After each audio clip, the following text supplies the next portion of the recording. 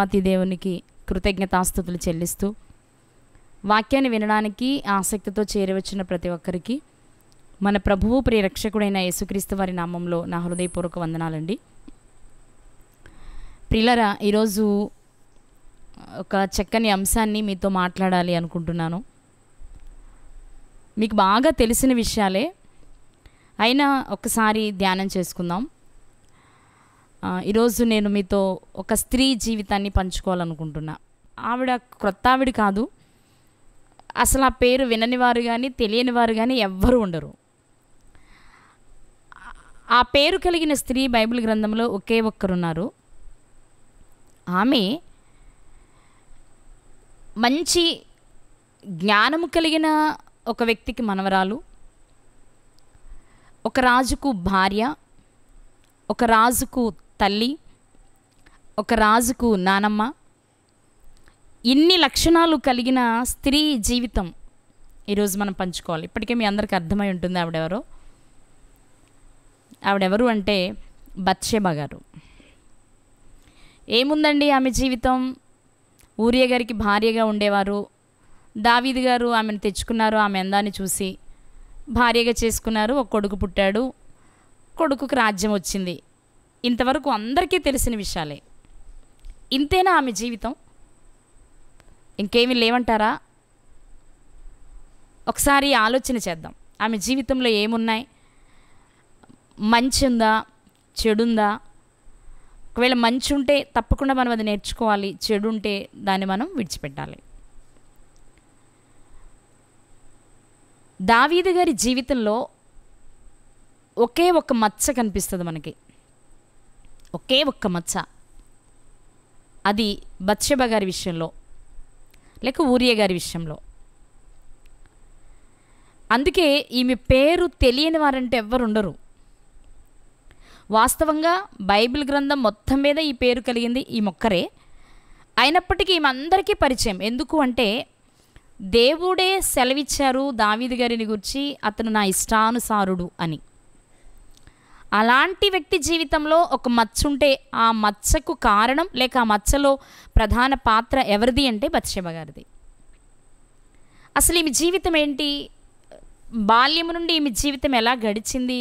ఈమె ఎలాంటి స్థితిలో నుండి వచ్చారు? అసలు ఎందుకు ఈమె జీవితం ఇలా అయిపోయింది? ఒక మంచి భర్తను కలిగిన ఈమె జీవితం ఎందుకు ఇలా అయిపోయింది? ఇలాంటి విషయాలు కొంచెంసేపు ఆలోచిస్తూ అర్థం చేసుకోవడానికి ప్రయత్నించేద్దాం. బత్షెబా, చాలామంది బెత్షెబా అంటూ ఉంటారు. బత్షెబా ఆవిడ పేరు. బత్షెబా అనే పేరుకు అర్థం ప్రమాణము లేక ప్రమాణమునకు కుమార్తె. మరొక అర్థం వాగ్దాన పుత్రిక అనట. ఈ బత్షెబా అనే పేరు షేబా అనే పేరు నుండి వచ్చిందట. బత్షెబా అనే పేరు షేబా అనే పేరు నుండి వచ్చిందట. ఈ బత్షెబా గారి జీవితంలో బాల్యము, యవ్వనము, వృద్ధాప్యము 3 స్టేజ్ల్లో ఆమె జీవితం ఎలా ఉంది అనేది కొంచెం ఆలోచిస్తూ వెళ్దాం. బాల్యాన్ని తీసుకున్నట్లయితే బత్షెబా గారి బాల్యం ఎలా గడిచింది అంటే బైబిల్ చెప్పలేదు, కానీ ఆలోచిస్తే మనకు కొన్ని విషయాలు అర్థమవుతాయి. అవేంటి అంటే గతంలో మనం చాలాసార్లు మాట్లాడుకున్న విషయం ఏంటి అంటే బత్షెబా గారి తండ్రి పేరు ఏలియాము. ఏలియాము గారి తండ్రి పేరు అహితోపెలు. ఒకసారి క్రొత్త వాళ్ళ కోసం ఈ వచనాలు ఒకసారి చూద్దాం మనం.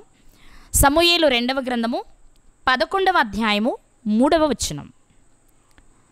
సమూయేలు 2వ గ్రంథము 11వ అధ్యాయము 3వ వచనం. దావీదు గారు పొద్దుగుంకు వేళ మిద్దె మీద తిరుగుతూ స్నానం చేస్తున్న స్త్రీని చూశారు. ఆమె ఎవరు అని తెలుసుకోవడానికి పంపించినప్పుడు అందులో ఆమె ఎవరో తెలుసుకునే విషయంలో 3వ వచనంలోని 3వ లైన్ చూస్తే వెళ్ళిన దూత వచ్చి దావీదు గారికి వర్తమానం చెప్తూ ఉన్నారు. ఏమని అంటే ఆమె ఏలియాము కుమార్తెయు హిత్తీయుడగు ఊరియాకు భార్యయునైన బత్షెబా అని తెలియచేయగా. ఇక్కడ ఏం జరిగిందంటే ఆ స్త్రీ, స్నానం చేస్తున్న ఆ స్త్రీ, దావీదు గారి కంటపడిన ఆ స్త్రీ ఎవరో తెలుసుకోవడానికి ఒక దూతను పంపిస్తే ఆ దూత సమాచారాన్ని తెలుసుకుని వచ్చి చెప్పింది ఏంటి అంటే మీరు చూసిన ఆ స్త్రీ బత్షెబా. ఆమె ఎవరు అంటే హిత్తీయుడైన ఊరియాకి భార్య, అలాగే ఏలియాము గారి కుమార్తె అని చెప్పారు. కాబట్టి బత్షెబ గారి తండ్రి పేరు ఏలియాము. ఇక ఏలియాము గారి తండ్రి ఎవరు అని గనక మనం చూస్తే సమూయేలు 2వ గ్రంథము 23వ అధ్యాయము 34వ వచనం. సమూయేలు 2వ గ్రంథము 23వ అధ్యాయము 34వ వచనంలో ఇక్కడ దావీదు గారి సేవకులు లేక సైనికులు వాళ్ళ పేర్లు చెప్తూ అందులో మనకు కావలసిన పేరు 34వ వచనంలో కనిపిస్తుంది. మాయికాతీయునికి పుట్టిన అహస్బయి కుమారుడైన ఎలీపెలెటు అనే వ్యక్తి, గిలోనీయుడైన అహీతోపేలు కుమారుడగు ఏలియాము. దావీదు గారి సైన్యంలో ఏలియాము అనే వ్యక్తి ఉన్నాడు. అతను ఎవరు అంటే అహీతోపేలు గారి కుమారుడు. అహీతోపేలు గారు పేరు చెప్పేటప్పుడు ఏం చెప్పబడిందంటే గిలోనీయుడైన అహీతోపేలు అని చెప్పబడింది. నిజంగా ఈ అహీతోపేలు గారు, గిలోనీయుడైన అహీతోపేలు గారు ఏలియాము గారికి తండ్రి. ఏలియాము గారు బత్షెబ గారికి తండ్రి. అంటే అహీతోపేలు గారు బత్షెబ గారికి తాతగారు. ఇప్పుడు బత్షెబ గారి బాల్యం ఎలా గడిచింది అని కనుక మనం ఆలోచిస్తే సాధ్యమైనంత వరకు తండ్రికి తండ్రి అహీతోపేలు గారు కాబట్టి తాతగారి దగ్గర బత్షెబ గారికి ఖచ్చితంగా పరిచయం ఉండుంటుంది, చనువు ఉండుంటుంది. మరి అహీతోపేలు గారు ఎలాంటి వారు? ఒకవేళ చనువున్నంత మాత్రాన ఏముంది అని మీకు అనిపించవచ్చు. సహజంగానే అసలు కంటే వడ్డీ ముద్దు అన్నట్లు తల్లిదండ్రుల దగ్గర కంటే తాతల దగ్గర బాగా పెరుగుతారు మన పిల్లలు, అమ్మమ్మలు కావచ్చు, నానమ్మలు కావచ్చు.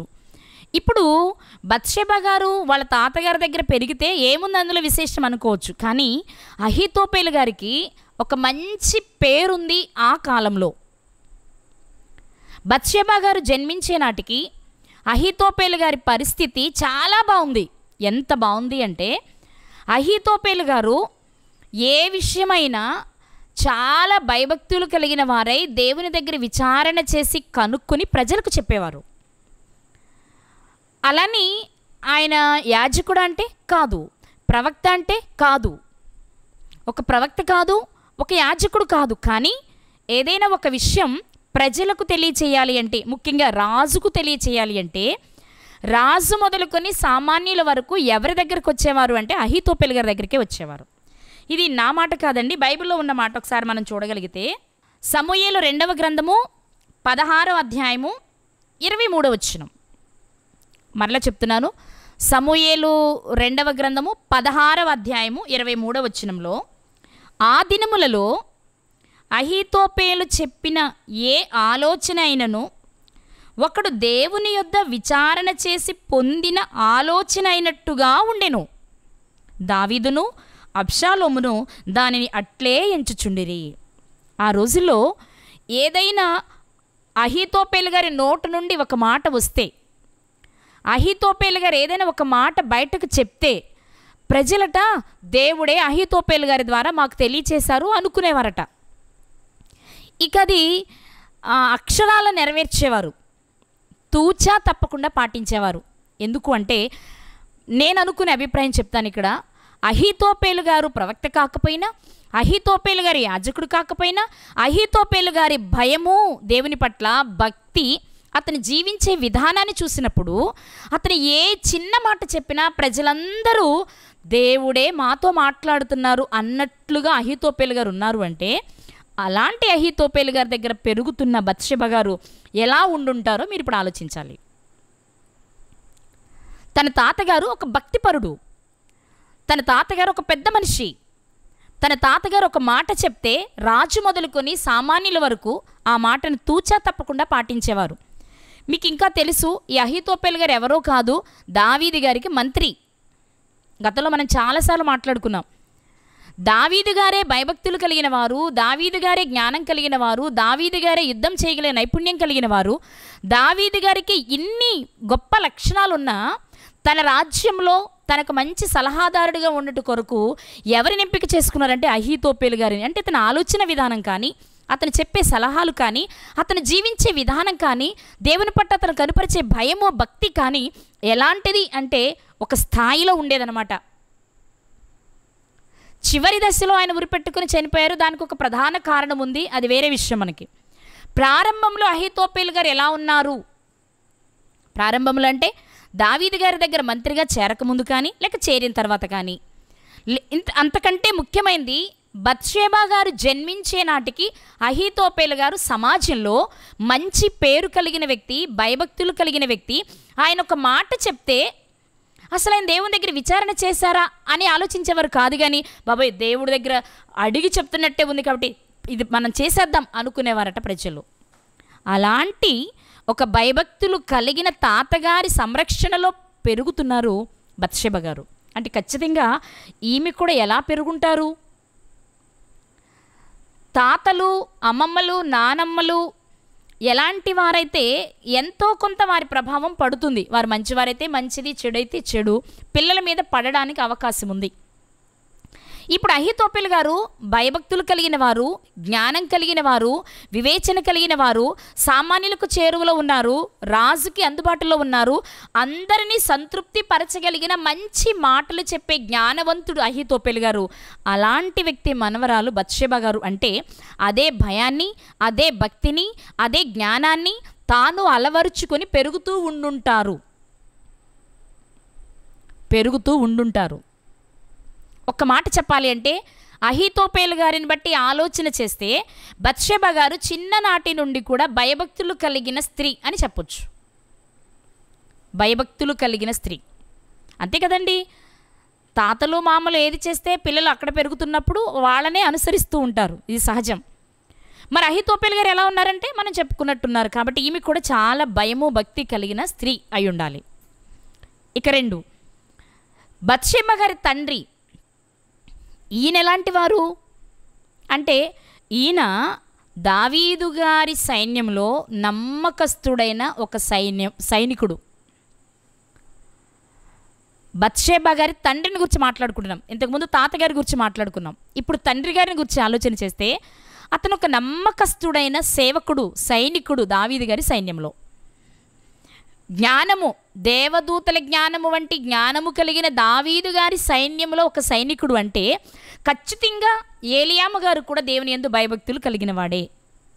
ఇక్కడ 2 విషయాలు. తండ్రి భయభక్తులు కలిగిన వారు అహీతోపెలు గారు, తాను ఏ రాజు దగ్గర పనిచేస్తున్నాడో ఆ రాజు భయభక్తులు కలిగిన వాడే, ఆ రాజు దేవుని జ్ఞానం కలిగిన వాడే. ఇటు రాజు దగ్గర ఉన్న పరిస్థితిని బట్టి కానీ అటు తండ్రికి ఉన్న స్థితిని బట్టి చూసినా ఏలియాము గారు కూడా భయభక్తులు కలిగిన వాడే. అంటే బత్షెబ గారి తండ్రి కూడా భయము భక్తి కలిగిన వ్యక్తి.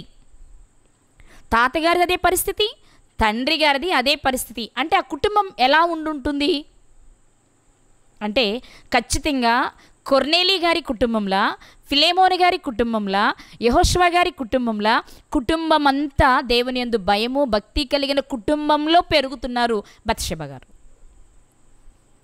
అంటే బత్షెబ గారి బాల్యం ఎలా నడుస్తుంది అంటే దేవుని అడుగు జాడల్లో దేవుని యందు భయభక్తులు కలిగి. ఎందుకంటే తాతగారు అంతే, నాన్నగారు అంతే, అంటే నానమ్మ అంతే, అమ్మ అంతే అయి ఉండాలి. అంటే తన కుటుంబం ఎలాంటి కుటుంబం అంటే బత్షెబ గారు పుట్టిన నాటి నుండి బాలుడు నడవవలసిన త్రోవను నేర్పుతున్న కుటుంబంలో ఆమె జన్మించారు. ఎంతవరకు నేర్చుకున్నారు అంటే నేర్చుకున్నారనే చెప్పవచ్చు. ఎందుకంటే తండ్రి కోపపడినా తాతలు గారాబం చేస్తారు, లేక తాతలు కోపపడినా తల్లులు గారాబం చేస్తారు. గారాబానికి అవకాశం లేకుండా దేవుని యందు భయభక్తులు కలిగిన కుటుంబంలో ఈ కుటుంబం మనకు కనిపిస్తున్నప్పుడు ఖచ్చితంగా బత్షెబ గారు చాలా భయము భక్తి కలిగి పెరుగుంటారు. ఇది ఆమె బాల్యం. ఇక వయసు పెరిగింది, పెద్దదయ్యింది, ఆమెకి వివాహం చేయాలి అంతే కదండి తర్వాత జరిగేది. అవును, మరి వివాహం జరిగేటప్పుడు భయభక్తులు కలిగిన ఆ కుటుంబం భయము భక్తి లేని వ్యక్తిని చేయడానికి ఇష్టపడతారా?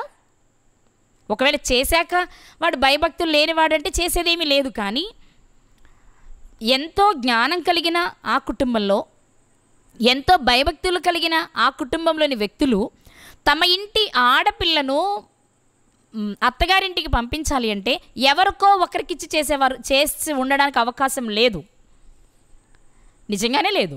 ఎందుకంటే ఆమె వివాహమైన తర్వాత ఆమె జీవితంలోనికి వచ్చిన భాగస్వామిని కనుక మనం చూడగలిగితే ఈ తాతగారికి కానీ ఈ తండ్రికి కానీ ఏమాత్రం తీసిపోని స్థితిలో ఉన్నారు ఊరియా గారు కూడా.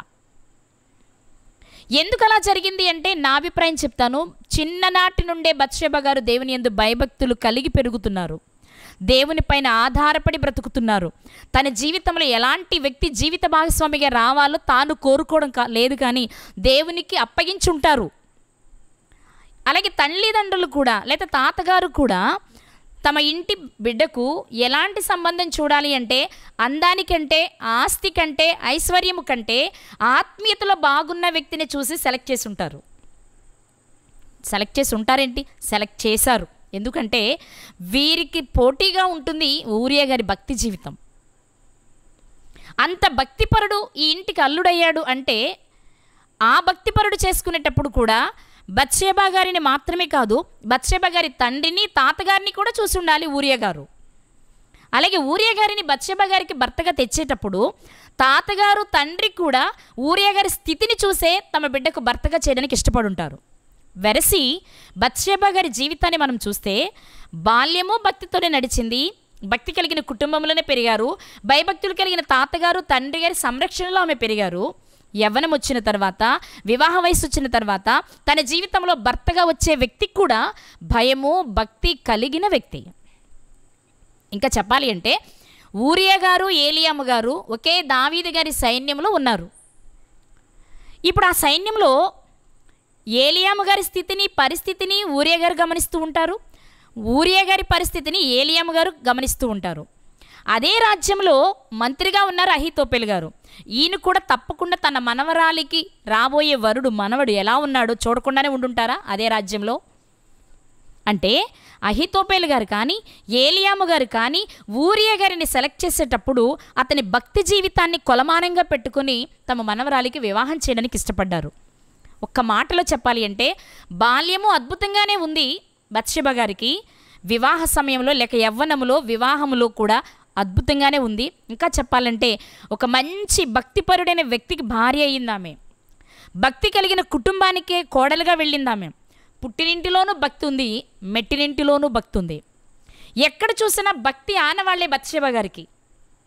చాలా ఆనందంగా హ్యాపీగా ఆమె జీవితం జరుగుతూ ఉండుంటుంది. ఇక వివాహం అయిపోయింది, మరి పిల్లలు ఉన్నట్లుగా మనకు బైబిల్ ఎక్కడ ఆధారం లేదు ఊరియా గారికి బత్షెబ గారికి పిల్లలు ఉన్నట్లు. కానీ వివాహమైన కొద్ది కాలానికే ఊరియా గారు యుద్ధంలోనికి వెళ్ళిపోయారు, సైన్యంలో చేరిపోయారు. చాలా ఆనందంగా ఉన్న ఆమె జీవితంలో ఇప్పుడు కష్టాలు ప్రారంభమయ్యాయి.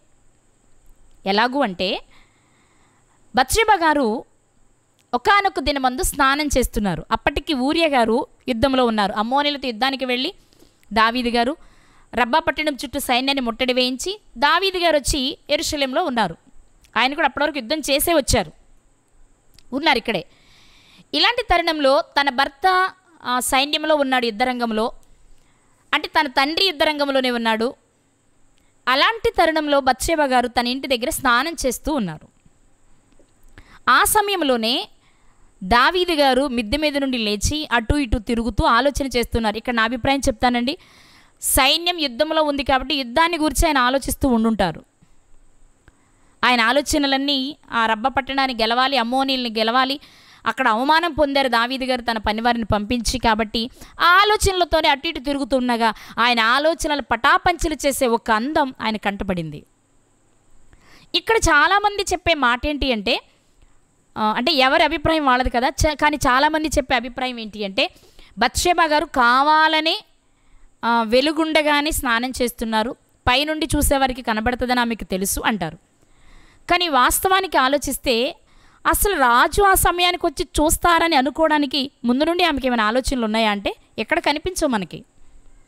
ఆయన పడుకొని పడక మీద నుండి లేచి వెళ్ళినట్లే మనకు బైబిల్ చెప్తుంది. ఆయన ఆ టైంకి వస్తారని ఆమెకి తెలియదు కదా. ఆమె మామూలుగా స్నానానికి వెళ్ళింది, స్నానం చేసింది. అయితే ఇక్కడున్న ఒక విషయాన్ని మీకు చెప్తాను నేను. అదేంటి అంటే ఈమె స్నానానికి వెళ్ళింది, స్నానం చేస్తూ ఉండగా ఆయన చూశారు కదా. అలాగే అక్కడ మరొక విషయం మనకు కనిపిస్తుందండి. సమూయేలు 2వ గ్రంథము 11వ అధ్యాయము 4వ వచనం. సమూయేలు 2వ గ్రంథము 11వ అధ్యాయము 4వ వచనంలో, దావీదు దూతల చేత ఆమెను పిలువనంపెను. ఆమె అతని యొద్దకు రాగా అతడు ఆమెతో శయనించెను. కలిగిన అపవిత్రత పోగొట్టుకుని ఆమె తన ఇంటికి మరలా వచ్చెను. ఇక్కడ ఏం కనిపిస్తుందంటే, దావీదు గారి దగ్గరికి వెళ్ళడం, ఆయన ఆమెను కూడడం, ఆ తర్వాత తనకు కలిగిన అపవిత్రతను పోగొట్టుకొనుటకు ఆమె స్నానం చేసి తిరిగి వచ్చినట్లుగా మనకి ఇక్కడ కనిపిస్తుంది.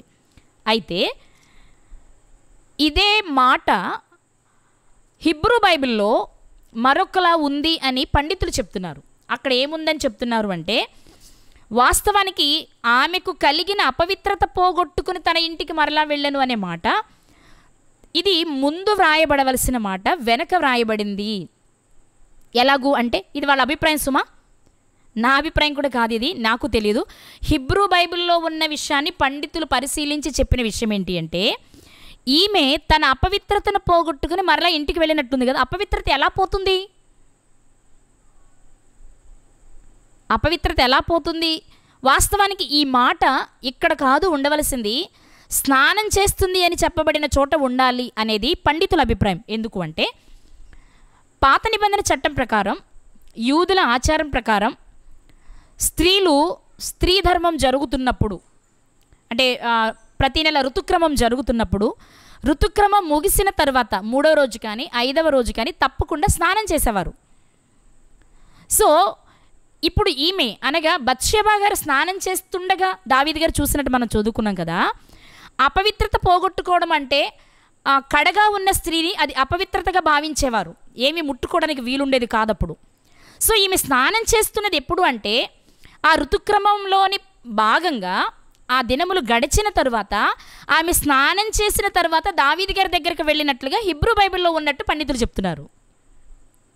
అంటే ఇది మీరు తీసుకోండి తీసుకోకపోండి, వాళ్ళు చెప్తున్న అభిప్రాయం ఏంటి అంటే, తన అపవిత్రత పోగొట్టుకుని ఇంటికి వెళ్ళను. అక్కడ రాయవలసిన విషయం ఏంటంటే, తన అపవిత్రత పోగొట్టుకుని దావీదు గారి దగ్గరికి వెళ్ళను అనే పదం ఉండాలి. అందుకోసమే ఆమె స్నానం చేస్తుంది ఆ సమయంలో అనేది పండితుల అభిప్రాయం. అయ్యుండొచ్చు, కాకపోయిండొచ్చు. ఏది ఏమైనా ఈమె స్నానం చేస్తూ ఉండగా ఈమె అందాన్ని చూసి దావీదు గారు ఈమెను తెచ్చుకున్నారు. ఇక్కడ కూడా చాలామంది చెప్పే విషయం ఏంటి అంటే, దావీదు గారు రమ్మన్నప్పుడు ఈమె వ్యతిరేకించవచ్చు కదా, ఎదురు తిరగొచ్చు కదా, నేను వివాహమైన దాన్ని అనొచ్చు కదా, ఏం జరిగితే అది జరుగుతుంది కదా అని మాట్లాడుతూ ఉన్నారు చాలామంది. రైటే. ఒకసారి మనం ఆ సన్నివేశంలోనికి వెళ్ళి ఆలోచన చేద్దాం ప్రియులారా. బైబిల్ గ్రంథంలో ప్రారంభంలోనే అబ్రాహాము గారి భార్య అయిన శారా గారు ఫరో గారి దగ్గరికి వెళ్ళాల్సి వచ్చింది. నాకు భర్త ఉన్నాడు, నేను నీ దగ్గరకు రాను అని శారా గారు ఎందుకు చెప్పలేదు ఆ రోజు? అబీమెలెకు గారి దగ్గరికి వెళ్ళవలసి వచ్చినా, ఫరో గారి దగ్గరకు వెళ్ళవలసి వచ్చినా, ఒక విశ్వాస యోధునికి భార్యనే ధైర్యం చేసి నేను వివాహమైన దానను, నాకు భర్త ఉన్నాడు, ఈయన నా భర్త అని చెప్పలేదు. ఎందుకో తెలుసా? రాజు పిలిస్తే ఖచ్చితంగా వెళ్ళాలి కాబట్టి. అయితే శారా గారు చేసిన పని ఏంటి అంటే, ఆ ప్రాంతంలో ప్రజలు ఆమె అందాన్ని చూసి తప్పకుండా ఫరోకు చెప్తారని, ఫరో పిలిపించుకుంటాడని అబ్రహాము గారికి శారా గారికి ముందే తెలుసు కాబట్టి వారు దేవుని పైన ఆధారపడి నువ్వే చూసుకోవాలి ప్రభువా అన్నారు. అందుకే మనం పేతురు గారు రాసిన మొదటి పత్రికలో చదువుతాం, దేవుణ్ణి ఆశ్రయించిన పరిశుద్ధ స్త్రీలు అన్న పేర్ల కింద శారా గారి పేరు కనిపిస్తుంది. అయితే ఇక్కడికి వచ్చేటప్పటికి బత్షెబా గారు దావీదు గారు పిలుస్తారని ఆమెకు తెలియదు. అసలు దావీదు గారు ఈమెను చూశారన్న సంగతి ఆమెకు తెలియదు. ఇంక అలాంటప్పుడు ఆమె ఏం ఆలోచిస్తారండి? ఒక రాజు కబురు పెట్టాడు అంటేనే ఏం జరిగిందో అనే భయంలోనే ఉంటుంది తప్ప, నా అందాన్ని చూసుంటాడు, నా అందాన్ని చూసి ముగ్ధుడే నన్ను పిలుచుంటారు, అందుకే నేను వెళ్తున్నాను అనే ఆలోచన బత్షెబా గారికి అప్పుడు లేదు, తెలియదు కూడా. ఇక రెండో విషయం ఆలోచన చేస్తే, మనందరికీ బాగా తెలిసిన ఎస్తేరు గారు ఉన్నారు. ఎస్తేరు గారి కాలం నాటికి యూదుల చట్టం ఏంటి అంటే, అన్యులను వివాహం చేసుకోకూడదు. మరి అహష్వేరోషు అన్యుడు కాదా? అతనికి వివాహం జరిగే టైంకి వివాహాన్ని చేసుకునే కన్యకలలో ఒక కన్యకగా ఎస్తేరు గారు ఎందుకు వెళ్ళారు? వెళ్ళకూడదు కదా. ఎందుకు వెళ్ళారు అంటే, అది రాజాజ్ఞ, కన్యకలందరూ రాజసముఖానికి రావాలి. అంటే ఈ రెండు సందర్భాలను మనం దృష్టిలోనికి తెచ్చుకోగలిగితే, రాజు పిలిచినప్పుడు కాదు అనే ధైర్యం ఆనాటి స్త్రీలకు లేదు. ఒకవేళ కాదు అన్న జరిగేదేంటో వారికి బాగా తెలుసు.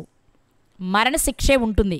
కాబట్టే రాజుగారు పిలిచారన్నప్పుడు మౌనంగా తల వంచుకుని వెళ్ళుంటుంది తప్ప, నన్ను కాబట్టి రాజుగారు పిలిచారు నా అందాన్ని చూసి అనే అభిప్రాయం బత్షెబ గారికి ఉన్నట్లుగా అనిపించదు మనం జాగ్రత్తగా ఆలోచన చేస్తే. కాబట్టి ప్రియులారా, ఇంకా నన్ను అడిగితే రాజుగారు పిలిచారు అనగానే భయపడిపోయి ఉంటారు ఆమె.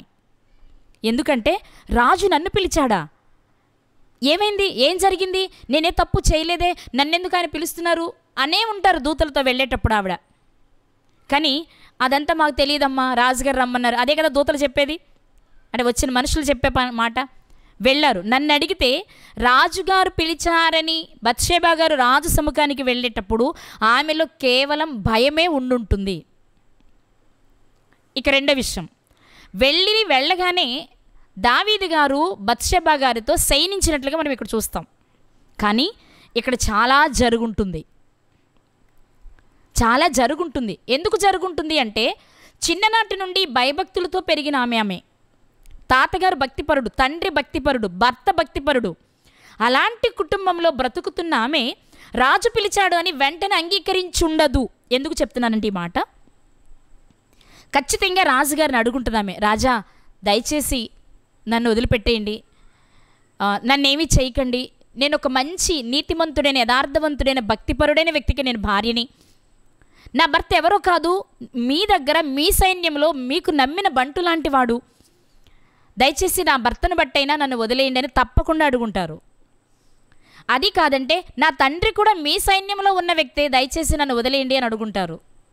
ఇంకా నా తాతగారు మీకు కావలసిన అనుచరులలో సలహాదారులలో మంత్రిగా మీ దగ్గర ఉన్న వ్యక్తి, నన్ను బట్టి కాకపోయినా నా భర్తను బట్టి కాకపోయినా నా తండ్రిని బట్టి కాకపోయినా నా తాతను బట్టి నన్ను వదిలేయమనే అడుగుంటారు. ఎందుకు ఈ మాట అంటున్నానంటే, మీకు తర్వాత ఒక సందర్భాన్ని మీకు జ్ఞాపకం చేస్తాం.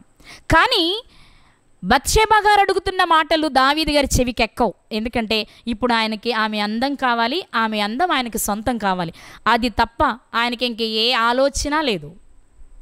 వాస్తవంగా దావీదు గారు ఉదయము, మధ్యాహ్నము, సాయంకాలము దేవునికి ప్రార్థన చేసేవారు. దినానికి 7 మారులు స్తుతి చెల్లించేవారు. ఆయన ప్రార్థన చేసుకునేది సాయంకాల వేళ. ఆ సమయంలోనే ఈ స్త్రీని చూశారు ఆయన. అంటే ప్రార్థించుకునే సమయంలో ప్రార్థన కాకుండా ఆయన మిద్దె మీద నిద్రపోయి లేచి చూడటం వలన ఈ స్త్రీ కనబడటం జరిగింది.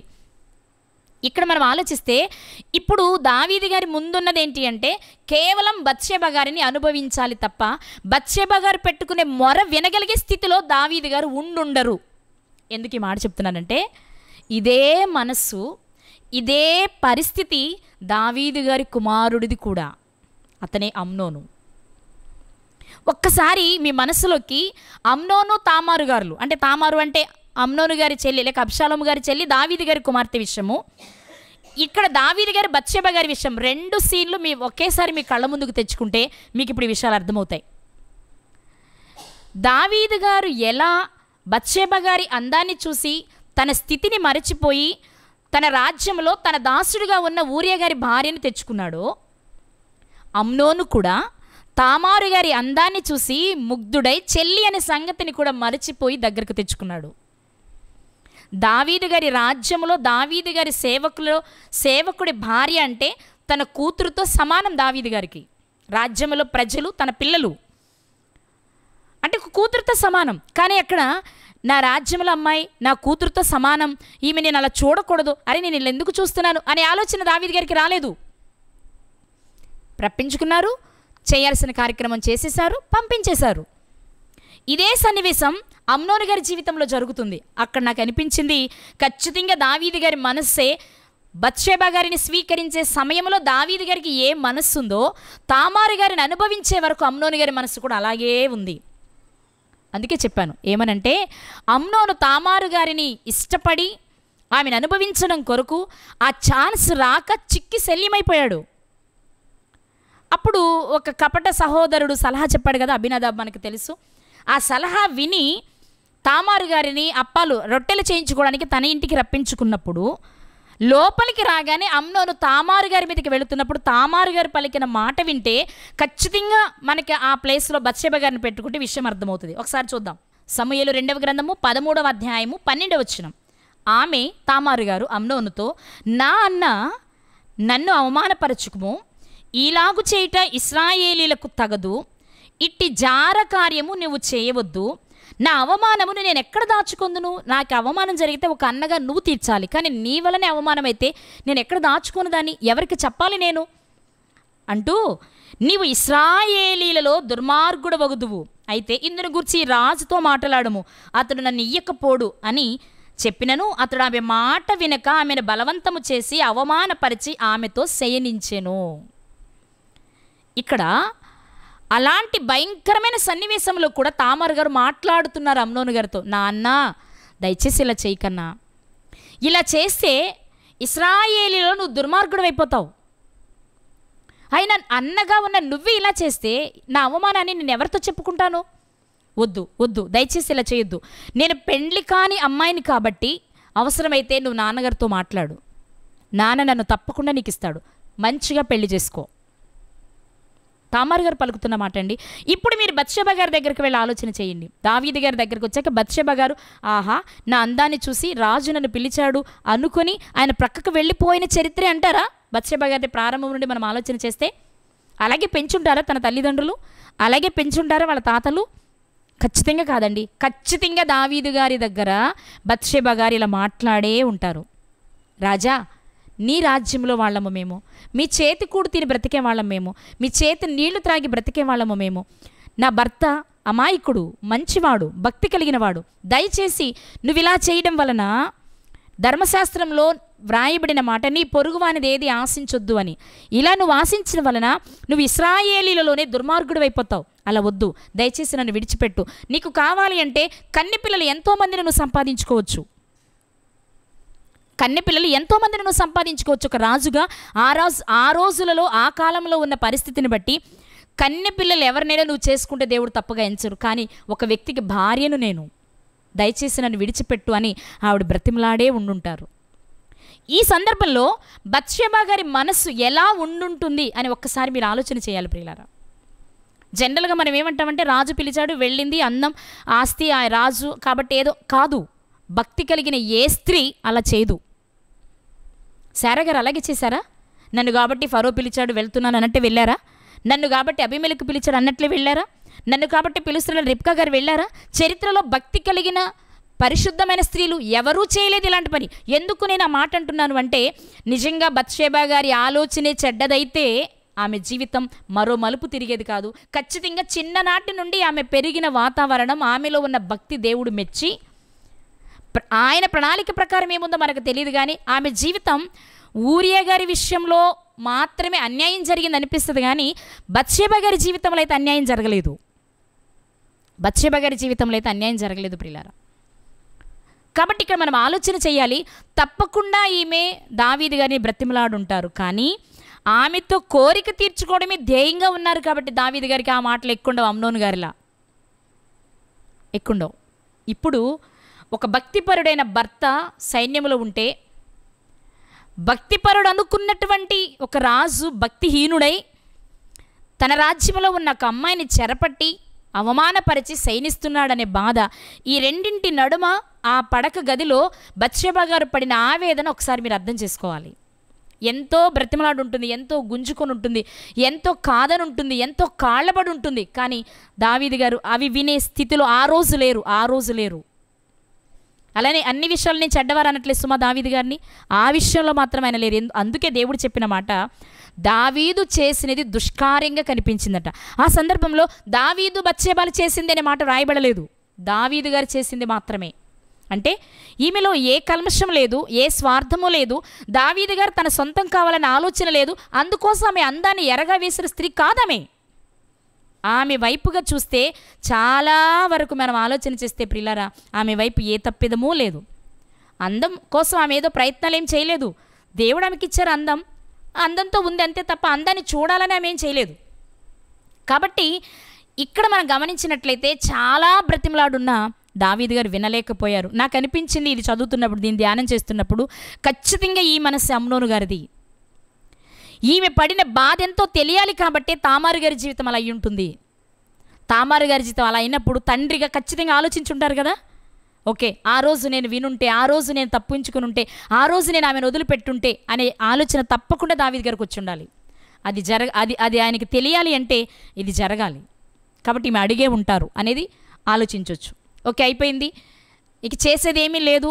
ఎదురు తిరిగితే ప్రాణ నష్టమే తప్ప ఆమెకు వచ్చే లాభం ఏమి లేదు. లొంగిపోయింది, అయిపోయింది, ఇంటికి వెళ్ళిపోయింది. ఇంటికి వెళ్ళిపోయిన తర్వాత ప్రశాంతంగా ఉండుంటారా బత్షెబ గారు? ఎందుకంటే తన భర్త తనకి ఏ రోజు కష్టాన్ని కలిగించిన వ్యక్తి కాదు కదా, తనకి ఏ రోజు ఇబ్బంది కలిగించిన వ్యక్తి కాదు కదా. ఒక మంచి వ్యక్తికి భార్య ఆమె. కాబట్టి జరిగిన ఈ విషయాన్ని తన భర్తకు చెప్పడానికి చాలా ప్రయత్నించుంటారు. ఆయన వస్తే బాగుండు, జరిగిన దానికి చెప్పాలి, నేను చేసిన నా వలన జరిగిన నష్టమేంటో వెంటనే కనుపరుచుకోవాలి, తెలియచేసుకోవాలి అని చాలా ఆశపడి ఉంటారు. కానీ చాలా రోజుల వరకు ఊరియా గారి ఇంటికి రాలేదు. చాలా రోజులంటే బాగా చెప్పాలంటే కనీసం తక్కువలో తక్కువ వేసుకున్న నెలకు పైగానే ఊరియా గారి ఇంటికి రాలేదు.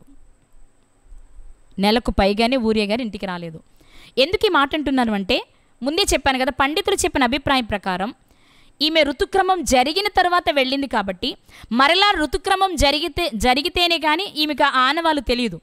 కానీ మరుసటి నెలలో ఆ ఋతుక్రమం జరగకపోవడం చేత తాను గర్భవతిని అనే సంగతి తెలిసి ఇప్పుడు దావీదు గారికి కబురు పెట్టారు ఆవిడ.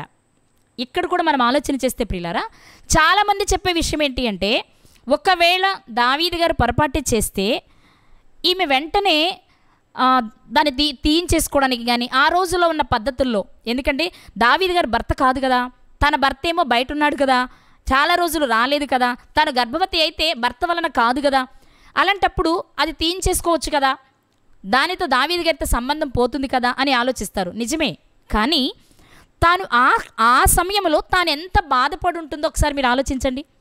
నమ్మకమైన మంచి వ్యక్తికి ఒక భార్యగా ఉంటూ ఆ భర్త వలన గర్భము రాకుండా మరొక వ్యక్తి చేతుల్లోనికి వెళ్ళి అతని వలన గర్భము ధరించి, భర్తేమో ఊరియా గారైతే ఆమె గర్భములో పెరుగుతున్న బిడ్డేమో దావీదు గారికి కుమారుడు. ఇతని కాదనలేక, అతని చెంతకు వెళ్ళలేక, గర్భంలో ఉన్న బిడ్డను మోయలేక బత్షెబ గారు పడిన వేదన ఎంత భయంకరమైందో మీరు ఇప్పుడు ఒకసారి ఆలోచించాలి. చాలా ఈజీగా మనం మాట్లాడేస్తున్నాం, కానీ ఆ క్షణం ఒక స్త్రీగా మనం నిలబడి ఆలోచన చేస్తే, ఆమె కావాలని ఇష్టపడి చేస్తే వేరే రకం, కానీ ఇష్టపడి చేసినట్లు మనకి బైబిల్లో ఎక్కడ ఆధారం కనిపించదు. అసలు ఇష్టపడి చేస్తే దావీదు గారు చేసిన తప్పే అయ్యేది కాదు. కానీ దావీదు గారు ఆ విషయంలో తప్పే చేశారు, అది నాకు దుష్కార్యంగా తోచిందని దేవుడు చెప్పారు అంటే ఖచ్చితంగా ఒకవైపే ఇష్టం, అది దావీదు గారి వైపే తప్ప బత్షెబ గారి వైపు కాదు ప్రియులారా. కాబట్టి ఇప్పుడు ఈమె గర్భవతి అవ్వక మునుపు, అప్పట్లో మరి అంత టెక్నాలజీ ఉందో లేదో, ఆమె అలా టెస్ట్ చేసుకోవడానికి వీలుందో లేదో తెలియదు, కానీ జనరల్గా నాకు తెలిసి ఆ రోజుల్లో ఏంటంటే నెల వచ్చే ఋతుక్రమాన్ని బట్టి మాత్రమే చెప్పగలరు. అంటే ఈమెకు మరుసటి నెల ఆ ఋతుక్రమం వచ్చే వరకు ఈమె పరిస్థితి ఆమెకు తెలియదు. ఆ తరువాత అక్కడున్న మంత్రస్థానంలో ఎవరినో కనుక్కొని ఉన్న పరిస్థితిని బట్టి ఆమె గర్భవతి అని రుజువు చేసుకున్న తర్వాత ఇప్పుడు కూడా ఆ బిడ్డను తీసేయొచ్చు. కానీ ఇక్కడ మీరు ఆలోచించాలి, చిన్ననాటి నుండి బత్షెబ గారు భయభక్తులతో పెరిగారు. ఆమె ఎవరి వలన గర్భవతి అయినా గర్భంలో ఉన్న బిడ్డ లేక గర్భంలో ఉన్న పిండాన్ని చంపే అధికారం ఆమెకు లేదు. అందుకే ఆమె ఎవరి వలన గర్భవతి అయ్యిందో ఆమెకు బాగా తెలుసు కాబట్టి ఆ వార్తను దావీదు గారికే చేరవేస్తున్నారు. తీసేసుకోవచ్చు కదా, తీసుకోవచ్చు, కానీ తీసుకున్నంత మాత్రాన, ఆ గర్భాన్ని పోగొట్టుకున్నంత మాత్రాన ఆమె చేసినది లేదా ఆమె జీవితంలో జరిగిన మచ్చపోతుందా? ఒకవేళ అది తీసుకొని ఊరియా గారికి అందుబాటులో ఉన్నట్లుగా నటిస్తే ఊరియా గారిని మోసం చేసినట్టు కాదా? దేవుడిచ్చిన బహుమానాన్ని నేరరాచి భర్త దగ్గరకు మరల ఏమీ ఎరగనట్టు వెళ్ళి భర్తతో సంసారం చేయడం అంటే ఆ భర్తను ఆమె మోసం చేసినట్టు కాదా? అలా చేయడానికి ఆమె ఇష్టపడలేదేమో. అందుకే ఆ వార్త దావీదు గారికే చేరవేసింది. నా భర్త ఇన్ని రోజులు ఇంటికి రాలేదు, నేను గర్భవతిని అయ్యాను అంటే అది కేవలం నీ వలనే. ఇదేం చేయమంటావు? ఇప్పుడు దావీదు గారు నటిస్తున్నారు. ఈ గర్భము ఊరియా గారి వలనే కలిగింది అని చెప్పాలనుకుని ఊరియా గారిని రప్పించడం, ఊరియా గారిని ఇంటికి వెళ్ళమనడం, ఊరియా గారిని ఇంటి దగ్గర పడుకోమనడం, ఇవన్నీ చెప్తారు. ఇవి మనకు తెలిసిన విషయాలు. కానీ ఇక్కడ ఒక విషయాన్ని మనం గమనించాలి ప్రియులారా. నాకు అనిపించే విషయం, ఇక్కడ ఊరియా గారి పవిత్రత చాలా గొప్పది. ఎందుకంటే మంచో చెడో తెలుసో తెలియకో, లేక దావీదు గారి దాన్ని ఏమంటారు కళ్ళకు మబ్బు కమ్మిన విషయమో ఏదన్నా కానీ బత్షెబ గారిని దావీదు గారు ఒక్కసారి తాకారు. ఇప్పుడు మరలా ఆమెను తాకితే ఊరియా గారికి భార్య అయినప్పటికీ అది దేవుని దృష్టిలో లేక అది అంత కరెక్ట్ కాదేమో. అందుకే అలాంటి సిచ్యువేషన్లో కూడా ఊరియా గారి ఇంటికి వెళ్ళడానికి రాజు పర్మిషన్ ఇచ్చిన రాజు మాటకు కూడా వ్యతిరేకించి ఇంటికి వెళ్ళలేదు. అంటే ఇక మరలా ఒక మాటలో చెప్పాలి అంటే దావీదు గారు తాకిన తర్వాత బత్షెబ గారిని ఊరియా గారు తాకలేదు. అదే యాదృచ్ఛికంగానే జరిగింది, కావాలని జరిగింది నేను చెప్పను, కానీ అది జరగలేదు. ఇక అయిపోయింది. ఇక ఎలాగూ ఇతని ఇంటికి వెళ్ళడు, ఎలాగూ గర్భవతి అయిందని తెలుస్తుంది, అది నా మీదకే వస్తుంది కాబట్టి అది నేరం రుజువయ్యి బయటకు వచ్చి ఊరియా నన్ను అసహించుకోక మునుపే ఊరియాని లేపేస్తే మంచిదనుకున్నారు దావీదు గారు. ఊరియా గారిని చంపించేశారు. పిల్లరా, ఊరియా గారి మీద ప్రేమ లేకపోతే, దావీదు గారి మీదే మనస్సుంటే, ఊరియా గారు చనిపోయారని విన్నప్పుడు బత్షెబ గారు ఏం చేశారో ఒక మాట మనం చూద్దాం. సమూయేలు 2వ గ్రంథము 11వ అధ్యాయము 26వ వచనం. సమూయేలు 2వ గ్రంథము 11వ అధ్యాయము 26వ వచనం. ఊరియా భార్య తన భర్తయగు ఊరియా హతమైన సంగతి విని తన భర్త కొరకు అంగలార్చెను. ఎందుకు ఏడుస్తుందామే? నిజంగా ప్రేమించిందండి. ఎందుకంటే ఊరియా గారు చాలా మంచివారు కదా. అలాని ఊరియా గారు మంచివారైతే ఈమె ఏడవాలంటే ఈమె కూడా భయభక్తులు కలిగిన స్త్రీనే కదా. భర్తకు లోబడి ఉండాలని తెలుసు, భర్తకు విధేయరాలై ఉండాలని తెలుసు, భయభక్తులు కలిగిన స్త్రీ ఈమె. కాబట్టి తన భర్త చనిపోయాడని తెలిసినప్పుడు ఆమె చాలా ఏడుస్తుంది. ఈ ఏడుపులో చాలా అర్థాలున్నాయి. అదేంటి అంటే, అయ్యో నిజాయితీగా రాజ్యం కొరకు, మన రాజ్య ప్రజల కొరకు నువ్వు నిజాయితీగా యుద్ధానికి వెళ్తే నా జీవితంలో చాలా పొరపాటు జరిగింది. అలాని నా జీవితంలో జరిగిన పొరపాటు నీకు చెప్పాలి అనుకుంటే చెప్పడానికి నువ్వు ఒక్కరోజు కూడా నా దగ్గరకు రాకపోయావు. నా జీవితంలో జరిగిన ఈ దుర్ఘటన గురించి మనసారా చెప్పి నీ ఒడిలో ఒదిగి ఏడ్వాలని నేను అనుకున్నా, నువ్వు నాకు దక్కకపోయావు, నా దగ్గరకు రాకపోయావు.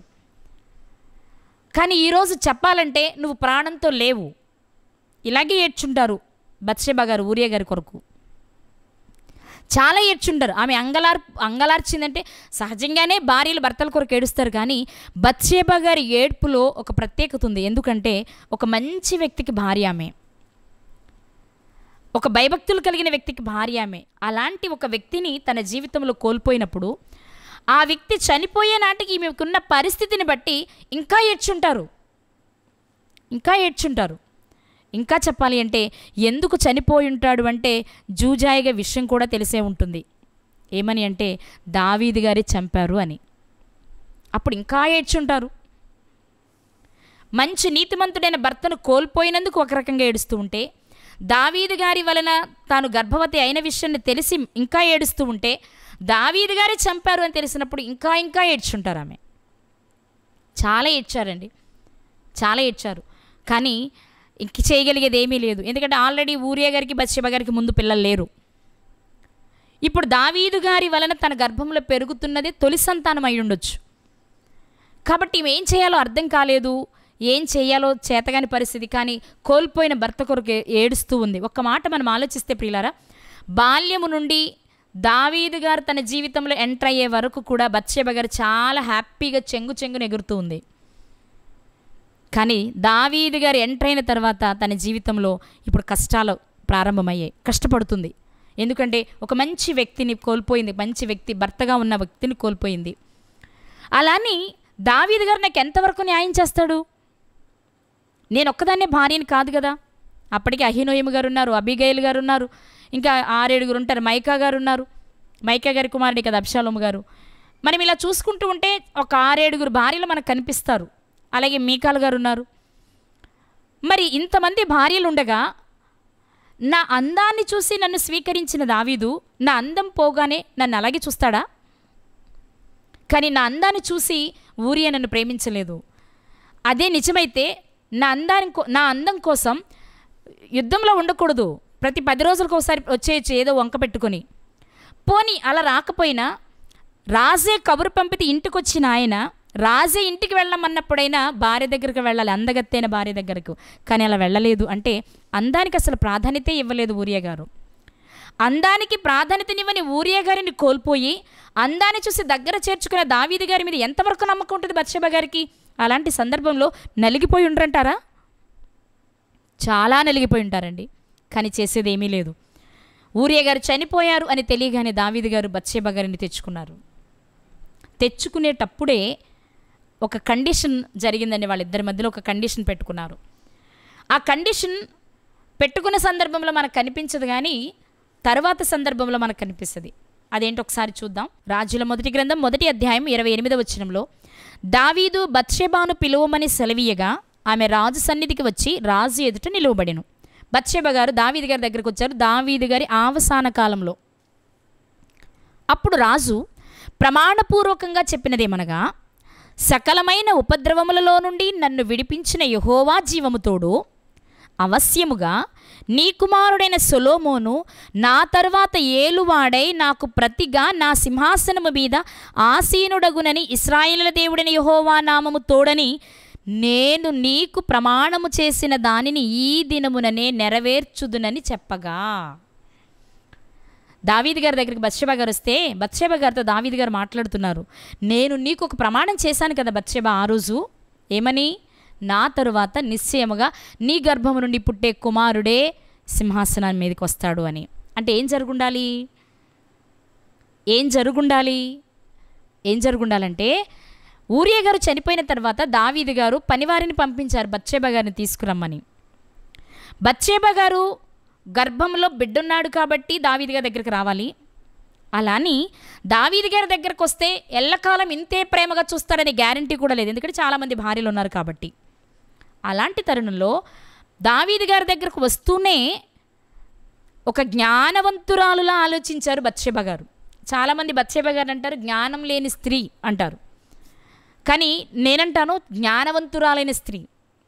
జనరల్గా సాధారణమైన స్త్రీలు అయితే ఏం చేస్తారంటే, అమ్మయ్య నా భర్త చనిపోయినందుకు నా కడుపులో మోస్తున్న బిడ్డను దావీదు గారు ఎందుకు, నేను కాదు అని దావీదు గారు అంటే నేనేం చేయగలను, ఏదోలే నన్ను పిలిచాడు కదా, ఆ రమ్మన్నాడుగా, ఉన్నన్న రోజులు చూస్తాలే చాలే అనుకుని వెళ్తారు చాలామంది. కానీ ఈమె అలా వెళ్ళలేదు.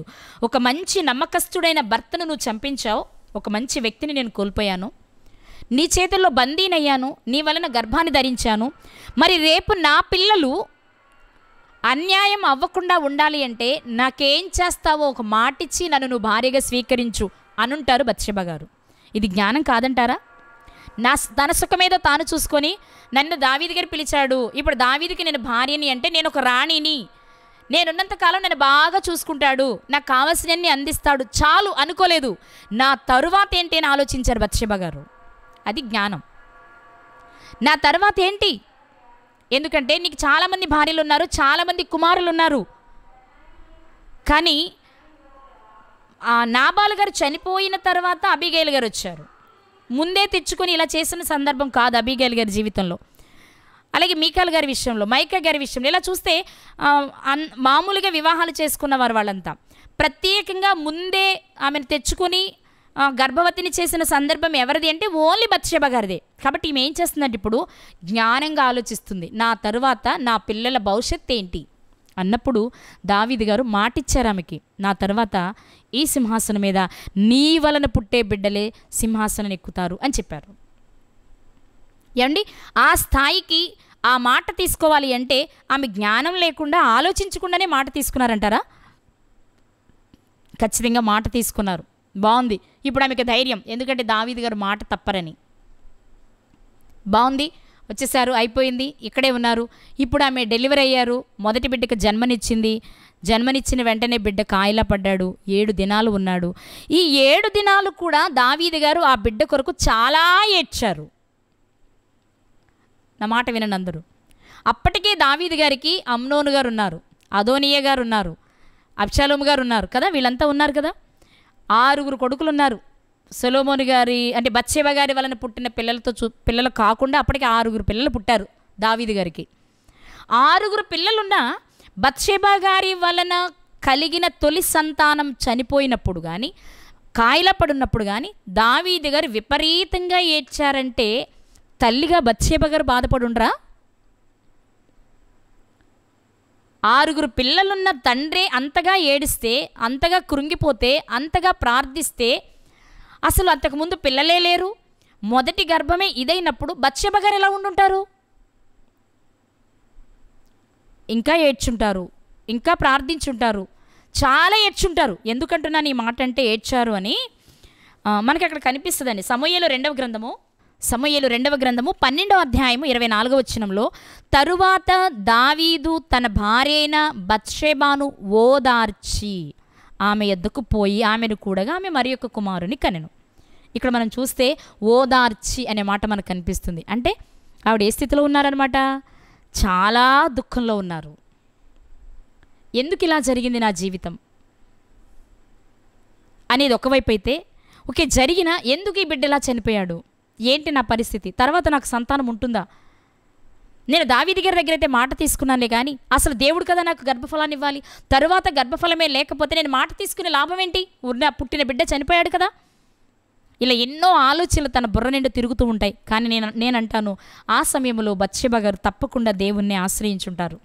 ఆమె మొర విన్న దేవుడు ఆ తర్వాత ఆమెకు 4 బిడ్డల్ని ఇచ్చారు. చనిపోయిన బిడ్డ కాకుండా 4 బిడ్డల్ని ఇచ్చారు. అంటే ఎవరివ్వాలి గర్భఫలం? ఈ సందర్భంలో యాకోబు గారిని, రాహేలు గారిని మనం జ్ఞాపకం చేసుకోవాలి. పిల్లలు పుట్టకపోతే భర్త వలన అనుకున్నారు రాహేలు గారు, కానీ ఈమె దేవుణ్ణి ఆశ్రయించుంటారు. ఎందుకంటే చిన్ననాటి నుండి అదే భయము భక్తితో పెరిగారు కాబట్టి. ఇక్కడ మనం గమనించాల్సింది, ఈమె చేసింది మంచా అంటే ఈమె ప్రమేయం లేదు అంటున్నా. అది మీరు గుర్తించాల్సిన విషయం. ఈమె వలన జరిగింది కాదు, దావీదు గారి వలన మాత్రమే జరిగింది. ఇందులో ఆమె తప్పు లేదు. ఇక చాలా ఏడ్చుంటారు, చాలా ప్రార్థన చేస్తుంటారు, ఇద్దరు కలిసి ప్రార్థన చేస్తుంటారు. దేవుడు వారి మొర విన్నారు. ఇంకా 4 కుమారులను ఇచ్చారు. వారిలో ఒక కుమారుడే సొలొమోను గారు పిల్లారు. ఇక మనం ఆలోచన చేస్తే సొలొమోను గారు అంతటి వానికి తల్లి ఎవరు అంటే బత్షెబ గారు. ఈమె భర్త దగ్గర మంచిని సంపాదించుకుంది. ఈ భర్త దగ్గర అంటే దావీదు గారి దగ్గరకు వచ్చాక సొలొమోను గారి దగ్గర కూడా ఒక రాజ్యమాతగా గౌరవాన్ని సంపాదించుకున్నారు. ఆమె ఎలా చెప్తాము అంటే, సొలొమోను గారి కంటే ముందు అదోనియా గారు రాజుగా ప్రకటించుకున్నారు. ఆ విషయం తెలిసే బత్షెబ గారు దావీదు గారి దగ్గరకు వచ్చి సొలొమోను గారిని రాజుగా చేయమని అడిగారు. మనకు తెలిసిన విషయం. అయితే ఇప్పుడు అదోనియా ఏం చేశాడంటే, రాజ్యం ఎలాగో సొలొమోనుకి వెళ్ళిపోయింది కాబట్టి కనీసం దావీదు గారికి అవసాన దశలో సేవ చేయడానికి వచ్చిన అభిషేకునైనా నేను వివాహం చేసుకోవాలి అనుకున్నారు. ఈ విషయమే బత్షెబ గారి దగ్గరికి తెచ్చారు అదోనియా గారు. తెచ్చి, అమ్మ తమ్ముడితో మాట్లాడి ఏదో రకంగా నాకు అభిషేకుని నాకు భార్యగా చేయమంటే, అక్కడ కేవలం అదోనియాని తన బిడ్డల్లో ఒక బిడ్డగా మాత్రమే ఆలోచించి బత్షెబ గారు ఈ విషయాన్ని సొలొమోను గారి దగ్గర తీసుకువెళ్ళడానికి ప్రయత్నం చేశారు. ఇక్కడ నేను మీకు ఏం చెప్పాలనుకుంటున్నాను అంటే, అదోనియా గారు వచ్చినప్పుడు అదోనియా గారు అడుగుతున్నది తప్పు. దావీదు గారికి భార్య అంటే దావీదు గారు కూడినా కూడకపోయినా అదోనియాకి పినతల్లే అవుతుంది. అలా చేయడం చాలా తప్పు. కానీ అతను అడుగుతున్నది తప్పు అని చెప్పగలిగే స్థితిలో కూడా బత్షెబ గారు లేరు. ఎందుకంటే అదోనియా రాజ్యమే వెళ్తుంది అనుకుంటే రాజ్యాన్ని కోల్పోయాడు. అభిషగు దావీదు గారికి భార్య అయినప్పటికీ ఏ సుఖాన్ని అనుభవించలేదు. ఓకే, ఇద్దరిని కలిపితే ఏముంది అనుకునేంత వరకే ఉన్నారు, కానీ బత్షెబ గారు ఇంకా ముందుకు ఆలోచించలేకపోయారు. అంటే అదోనియాలో కూడా ఒక సొలొమోను గారిని చూడగలిగారు, ఒక నాతాను గారిని చూడగలిగారు, లేక బత్షెబ గారికి దావీదు గారికి పుట్టిన పిల్లల్ని చూడగలిగారు. అంటే ఒక తల్లి మనసే ఈమెలో మనకు కనిపిస్తుంది తప్ప చెడు ఆలోచన లేదు. అంటే ప్రతి విషయంలో కూడా ఇలా ఈ మాట అడగడానికి సొలొమోను గారి దగ్గరికి వెళ్ళినప్పుడు సొలొమోను గారు చాలా మర్యాదపూర్వకంగా ఆమెను స్వాగతించి ఆమెకు తన ప్రక్కన సింహాసనం వేసి కూర్చోబెట్టినట్లుగా మనం చూస్తాం ప్రియులారా. ఇలా మనం చూస్తూ వెళ్తే బాల్యము భయభక్తులతో కూడిన అందమైన ఆనందమైన జీవితాన్ని అనుభవించారు ఆమె. వివాహ విషయంలో కూడా భయభక్తులు కలిగినటువంటి నీతిమంతుడైన ఒక వ్యక్తిని భర్తగా పొందగలిగారు. ఒకవేళ నీతిమంతుడైన భర్త చనిపోయినా తన జీవితంలో మాత్రం అన్యాయం జరగలేదు. ఎందుకంటే నేనంటాను, బాల్యము నుండి ఆమెకున్న భయభక్తులే అందుకు కారణం అంటాను. ఉదాహరణకి తామారు గారిలా కానీ దీనా గారిలా కానీ తన జీవితం అలా మిగిలిపోయినట్లుగా మనకి చరిత్ర చెప్పట్లేదు. ఊరియా గారు మంచి వ్యక్తి అయిన నీతిమంతుడైన ఊరియా గారు చనిపోయినా అంతే మంచి వ్యక్తి భక్తిపరుడైన రాజైన వ్యక్తి తన జీవితంలో భర్తగా వచ్చాడు. అలాని నేనున్నంత వరకు నేను బాగా చూసుకుంటానమ్మా, ఆ తర్వాత నేను గ్యారంటీ ఇవ్వలేనని చెప్పలేదు, కానీ నా తర్వాత నీ గర్భం నుండి వచ్చేవారే రాజు అవుతారనే ఆ గొప్ప ఆధిక్యతను ఆమె పొందుకోగలిగింది అంటే ఖచ్చితంగా ఆమె జీవితంలో ఆమె చిన్ననాటి నుండి కనపరిచిన భక్తే అందుకు కారణమై ఉండొచ్చు అనేది నా అభిప్రాయం. లేదు అంటే చెరచబడినదిగా దావీదు గారి చేత గర్భవతి అయిన తర్వాత ఎవరి వల్ల జరిగిందో నాకు తెలియదని ఒకవేళ దావీదు గారు తప్పించుకునే ప్రయత్నం చేసినా, లేదు నా వల్లేను తెచ్చుకుని అందరిలో ఒక్కరిలా సాధారణంగా చూసినా, లేక నీ వరకు మాత్రమే నేను చూస్తానమ్మా, నీ తర్వాత పుట్టే పిల్లలతో నాకు సంబంధం లేదని చెప్పినా ఏం మాట్లాడడానికి లేదు. కానీ బత్షెబ గారి జీవితం అలా ముగియలేదు. రాజుగారు తెచ్చుకున్నారు, అందరికంటే ఎక్కువ ప్రేమించారు, ఆమెకు ఉన్నతమైన స్థానాన్ని ఇచ్చారు, పట్టపురాణిని చేశారు, ఆమె గర్భం నుంచి వచ్చే కుమారుడికి సింహాసనాన్ని ఇచ్చారు. ఇన్ని ఆధిక్యతలు పొందుకున్నారు అంటే ఎలా జరుగుంటుంది? ఖచ్చితంగా చిన్ననాటి నుండి ఆమె పెరిగిన భయభక్తులు, దేవుని ఎడల ఆమెకున్న భయము భక్తే ఆమె జీవితంలో చివరి వరకు ఈ స్థాయిని మిగిల్చింది అని మనం గుర్తు చేసుకోవచ్చు. కాబట్టి ప్రియులారా, ఈమె జీవితంలో జరిగింది తీరని నష్టమే ఊరియా గారిని కోల్పోవడం అనేది. అయినప్పటికీ అంతటితో ఆమె జీవితం ముగియలేదు, కానీ ఆ తర్వాత కూడా ఆమె జీవితం గొప్పగానే ఉంది. అందుకు కారణం నిష్కల్మషమైన ఆమె మనస్సు అని నేను అనగలను. ఎందుకంటే చిన్ననాటి నుండి తగ్గింపు స్వభావం కలిగి, దేవునికి లోబడే మనస్తత్వం కలిగి, తల్లిదండ్రులకు విధేయత కలిగి, రాజులకు లోబడి, పెద్దవారిని గౌరవించే మంచి మనస్సు కలిగిన తల్లిగా మనకు కనిపిస్తారు. మీకు చివరిగా 2 మాటలు చెప్పి ఆయన గురించి నేను మీతో ముగిస్తానండి. ఇక్కడ ప్రాముఖ్యమైన విషయం ఏంటి అంటే, సొలొమోను గారు రాజైన తర్వాత దేవుడు ప్రత్యక్షమై నీకేం కావాలి అని అడిగినప్పుడు జ్ఞానాన్ని కోరుకున్నారు. అది మనందరికీ తెలుసు. ఇక్కడ నేనేమంటాను అంటే, జ్ఞానాన్ని కోరుకోవాలనే ఆలోచన సొలొమోను గారికి నేర్పింది ఖచ్చితంగా తల్లి అయి ఉంటారు. ఎందుకు అంటే, ఒక జ్ఞానం కలిగిన తాతగారి సంరక్షణలో పెరిగారు బత్షెబ గారు అహీతోపెలు గారి దగ్గర. అక్కడ నుండి తన కుటుంబము దేవుని విషయంలో ఎంత జ్ఞానం కలిగి ఉందో, దేవుని విషయంలో ఎంత జ్ఞానాన్ని కలిగి ఉండాలో బాగా ఎరిగిన తల్లి. కాబట్టి సొలొమోను గారు రాజవగానే నువ్వు దేవుణ్ణి ఏదైనా అడిగితే, ఇదిగో ఏ ప్రజలను పరిపాలించడానికి దేవుడు నిన్ను సెలెక్ట్ చేశారో, నీ తండ్రి అవకాశం ఇచ్చాడో, ఆ ప్రజలను పరిపాలించడానికి అవసరమైన జ్ఞానము నువ్వు అడుగు. ఎందుకంటే దేవుడు ఏదడిగినా ఇస్తారో లేదో ఆయనకి ఇష్టమైతే, కానీ జ్ఞానమును అడిగిన వారికి మాత్రం ధారాళంగా దయచేస్తారు. ఈ విషయం బాగా ఎరిగిన తల్లి ఎవరు అంటే బత్షెబ గారు. ఈ రాత్రి బత్షెబ గారి జీవితం ద్వారా దేవుడు మనతో మాట్లాడుతున్న విషయం ప్రియులారా, నీ బాల్యం ఎలా గడిచింది, నీ యవ్వనం ఎలా గడిచింది, నీ భర్త దగ్గర నువ్వు ఎలా ఉంటున్నావు, నీ పిల్లలు నువ్వు ఎలా పెంచుతున్నావు, నీ పిల్లలు ఏది కోరుకోవాలి దేవుని దగ్గర అనే విషయం నువ్వు ఎలా నేర్పిస్తున్నావు. ఇన్ని విషయాలు బత్షెబ గారి జీవితం ఈ రాత్రి మనకు నేర్పిస్తుంది. జ్ఞానాన్ని అడగమని నేర్పిన తల్లి బత్షెబ గారు. ఖచ్చితంగా ఆమె నేర్పుండాలి. ఎందుకంటే ప్రతి బిడ్డకు తొలి గురువు తల్లే. ముఖ్యంగా బత్షెబ గారి జీవితంలోని అనుభవాలన్నీ తన మనస్సు నిండా ఉన్నాయి కాబట్టి వాటినే పాఠాలుగా సొలొమోను గారికి ఆమె నేర్పించుండాలి. ఇంకా ప్రాముఖ్యమైన మాట చెప్పనండి, రాజైన తర్వాత జ్ఞానాన్ని కోరుకోవాలని నేర్పింది తల్లే. రాజై ద్రాక్షారసమును త్రాగి అనేక మంది స్త్రీలను చేసుకుంటున్నప్పుడు, నా కుమారుడా లెమూయేలు, మద్యము రాజులకు తగదు అనే మాట నేర్పిన తల్లి కూడా ఆమె. సామెతల గ్రంథం 31వ అధ్యాయంలో మనం చూస్తాం. అంటే ఒక తల్లిగా చిన్ననాటి నుండి మనం చూస్తే, ఒక కుమార్తెగా, ఒక మనవరాలుగా ఎంత భయభక్తులతో పెరిగారో, భర్త దగ్గరికి వచ్చాక ఎంత భయభక్తులు కలిగిన భార్యగా పెరిగారో, దావీదు గారి దగ్గరకు వచ్చాక కూడా ఎంత భయభక్తులు కలిగి ఉన్నారో, అలాగే సొలొమోను గారిని కన్న తర్వాత తన బిడ్డల్ని ఎంత భయభక్తుల్లో పెంచారు. అంటే ఆమె అలాగే పెరిగారు, తన బిడ్డను అలాగే పెంచారు. అందుకే ఆమె చరిత్ర బైబిల్ గ్రంథంలో వ్రాయబడింది ప్రియులారా. కాబట్టి ఒకసారి ఆలోచించండి, లోకాన్ని చూసి అందాన్ని చూసి మురిసిపోయి గర్వించిన స్త్రీ కాదామె. గర్వించిన స్త్రీ కాదు. అందాన్ని చూసి మురిసి గర్విస్తే దీనాగారిలానే అయిపోయేదేమో. అంతేకాదు, తన తల్లిదండ్రులు కూడా గర్వాతిశయులు కాదు. తన తల్లిదండ్రులు తప్పు చేసిన వారు కాదు. ఎందుకంటే దావీదు గారి తప్పును బట్టే తామారు గారి జీవితం అయిపోయింది. కానీ ఈమె జీవితం అలా అవ్వడానికి వారి కుటుంబ సభ్యులు కూడా మంచివారుగానే మనకు కనబడుతున్నారు. ఇలా అన్ని విషయాలను ఒక చోటకి తెచ్చి మనం ఆలోచిస్తే బత్షెబా గారి జీవితం ఒక ప్రత్యేకమైన జీవితం అని మనం చెప్పొచ్చు. ఆమె దేవునిలో పెరిగారు, తన బిడ్డ దేవునిలో పెరగాలని కోరుకున్న తల్లి కాబట్టే ఆమె జీవితం అన్యాయమైపోవలసిన స్థితిలో కూడా దేవుడు ఉన్నతంగానే తీసుకువెళ్ళాడు ప్రియులారా. అన్యాయంగా ముగిసిపోవలసిన ఆమె జీవితం ఉన్నత స్థాయికి వెళ్ళడానికి ఒకే ఒక్క కారణం చెప్తాను నేను. నాశనానికి ముందు గర్వం నడుస్తుంది, ఆ గర్వం ఏమీ లేదు. తగ్గింపు ఈమె జీవితంలో ఉంది, అది ఆమెను హెచ్చించింది. కాబట్టి బత్షెబా గారి జీవితం ఈ రాత్రి ప్రతి తల్లికి ఒక పాఠం. నీ బాల్యం ఎలా గడిచిందో, ఒకవేళ ఎలా గడిచిపోయిన ఇప్పుడు రాదు, నీ యవ్వనం ఎలా గడిచినా రాదు, కానీ నీ పిల్లలను పెంచే విషయంలో, లేక నీ పిల్లలకు వివాహం చేసే విషయంలో, లేక నీ పిల్లలను ఉన్నత విద్య చదివించే విషయంలో ఒక తల్లిగా నువ్వేం నేర్పగలుగుతున్నావు? రాజైన తర్వాత సొలొమోను దేవుని దగ్గర నువ్వు జ్ఞానాన్ని అడుక్కో అని ఒక తల్లి నేర్పగలిగింది కదండి. మరి నీకు జ్ఞానం తెలుసుంటే, నీకు భయభక్తులు ఉంటే నీ పిల్లలకు అదే కదా నేర్పాలి. అలా నేర్పలేకపోతున్నామంటే మనం సక్రమంగా లేవేమో ఒకసారి ఆలోచించండి. ఈ రాత్రి దేవుడు బత్షెబ గారి ద్వారా మనతో మాట్లాడుతున్నారు.